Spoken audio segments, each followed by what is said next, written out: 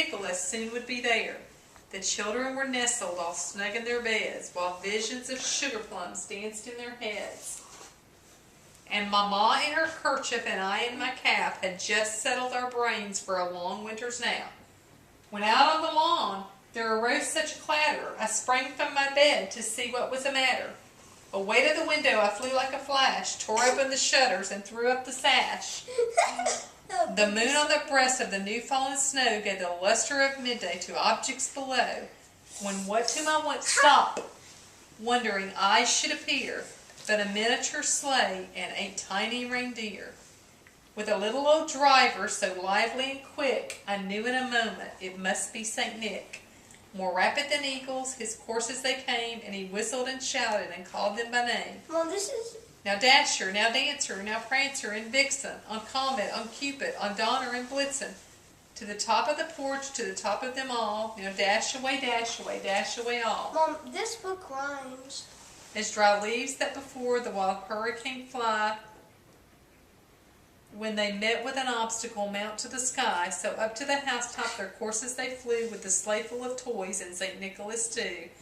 And then in a twinkling I heard on the roof the prancing and pawing of each little hoof. As I drew in my head and was turning around down the chimney, St. Nicholas came with a bound. He was dressed all in fur from his head to his foot, and his clothes were all tarnished with ashes and soot.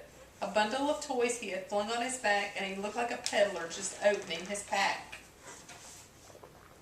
His eyes how they twinkled, his dimples how merry, his cheeks were like roses, his nose like a cherry.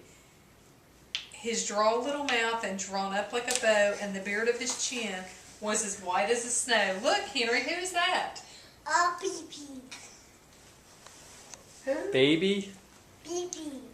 He had a broad face and a round little belly that shook when he laughed like a bowl full of jelly. He was chubby and plump, a right old jolly little elf, and I laughed when I saw him in spite of myself. A wink of his eye and a twist of his head soon gave me to know I had nothing to dread.